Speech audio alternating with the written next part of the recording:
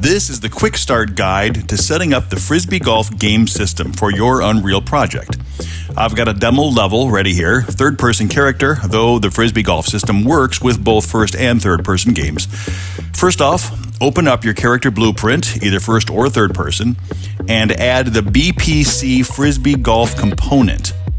That done, if you are working in third-person character, like I am here, set that option in the Details panel. Then it's time to add the Frisbee to the character. Add a child actor to your character camera. With the child actor added, go to Frizbee Golf Game Blueprints, Utilities, and assign the Frisbee Rig. When that imports, assure that the camera bounding box fits over the camera. This assures that the Frisbee appears in the right place during throwing mechanics. The third and last step is to copy over the blueprint inputs. Go over to the Frizbee Golf folder, find the demo level folder, then look in there for the first person folder. Open the first person character blueprint and look in the event graph. All the necessary nodes are grouped in this comment box. Just select them all, copy them. Click back over into your character blueprint, find an empty area and paste the nodes right in. Compile and save and you should be all good to go. Switching over to the level viewport, the first thing we will do is jump into the Frizbee Golf Game Blueprints folder and grab this BP Assign Name actor. Drop that into your level wherever you want the first tee to end up. First thing, in the Details panel, select the course name field and type in the name you want for your Frisbee golf course. This will populate to all the other tee signs throughout the course. There it is, all good to go.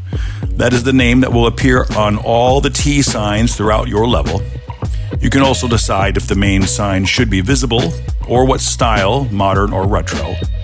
And as you can see, we have these handy 3D labels telling players where to find the start of the course. These can be toggled on or off in the Details panel, along with the individual animations for each mesh. Now it's time to bring in our first goal target. Grab a BP golf target and drop it in. Position it in your level where you want it, close enough to your course start to work as the first goal, but far enough away to make it a challenge. There are 3 styles of goal we can choose from. For the first one, let's use the classic official golf goal. And just for fun, let's toggle on the old and rusty version. Since this is the first goal, the whole number is already set at 1. That's a super important thing going forward. The game system runs entirely on setting the whole numbers. But for now, with the goal in place, we are ready to move the tee into position. Grab the 3D handle for tee position and drag it back over to where your BP Assign Name is. Rotate the 3D handle to position the sign and the tee.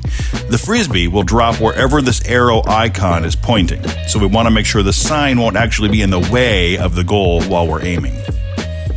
And that's it for the first hole. For the second hole, first things first, we label it hole number 2. In the Details panel, then we will drag it to where we want the second goal to live. In this case, let's use a different goal type, the bounding box. This allows us to turn any object already in our level into a goal. This tree trunk, for example. Enable bounding box as target, then use the 3D handle to position and scale the bounding box to fit over the tree trunk. It's important that the bounding box be a good bit larger than the object inside it. If the object's collision is bigger than the bounding box, a goal won't register. When in doubt, just turn off, if you can, the collision of the object inside the bounding box. Next, we will turn on the target decal and use the 3D handle for that to position it. This will let the player know where and what the next target is. You could also choose your own custom decals for the target if you want. That done, we will move the tee by grabbing its 3D handle and dragging it back over to where hole 1 ended. By default, Frisbees teleport to the next tee after a goal is scored. So it's best practice to place the next tee visibly nearby. Finally, for our third tee, making sure we've labeled it hole number 3, let's use the third goal style, custom mesh with dynamics enabled. we will make this one much further away and find a flat spot for it. A quick note about auto par. By default, hole pars are calculated automatically based on distance. You can toggle this off and input your own custom par per hole if you want. That way, if the hole includes obstacles or dog legs, elements that increase difficulty but not necessarily distance, you can account for that. For this hole, we will enable custom mesh, then assign the mesh. Scrolling through, I will just choose this Joker prop that is included with the pack. Assign it, then we will toggle on dynamics. This will cause the custom mesh to respond to the impact of the Frisbee and show particle effects if those are enabled in the BPC details. You can assign your own custom Niagara particles for impacts. Just choose that option in the Assign Name blueprint. And now that done, I think we are ready to test the whole thing out. And here we go. There is the Frisbee. It's dropped right where we placed it for T1. We see we've got our par and distance automatically populating, and here's the sample widget. We're switching to the faster Frisbee, and that wasn't a bad first shot. Chasing after it, we can see it's there because we've got the beacon effect enabled on the Frisbee. Zooming into first-person view for the throw mechanics, accounting for wind, setting power. The wind affects the fast Frisbee a little more, as we can see, but we're still pretty close. Should be able to make this one. Let's switch over to the bullseye Frisbee, which is less affected by wind, but has a much less powerful throw. Fine for finishing moves. Okay, we got par, and we are now ready to do hole number 2. We're switching out of the bullseye to the classic, maybe to the fast, the speed burner. Okay, setting up our target, compensating for wind, which is at our back, so we should be fine.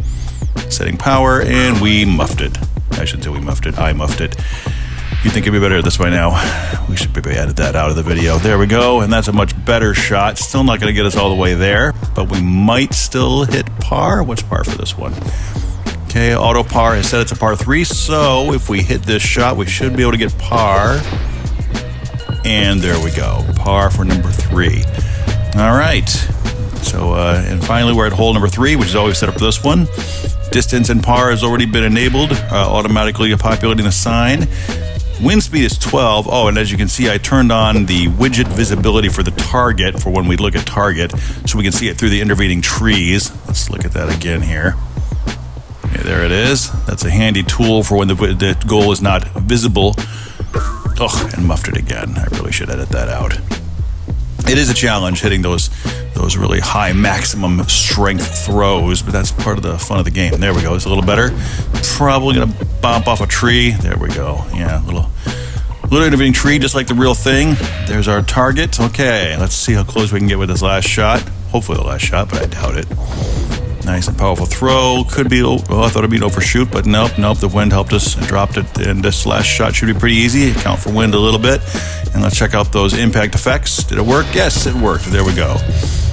And that is a complete game. 3 holes. You can add as many holes as you want. The game will automatically continue play until it runs out of holes. So you could have a 50-hole course if you wanted. I hope this works out for you. I hope you have as much fun playing this as I had fun making it. And I look forward to seeing what you create as you move forward. Thanks for checking it out.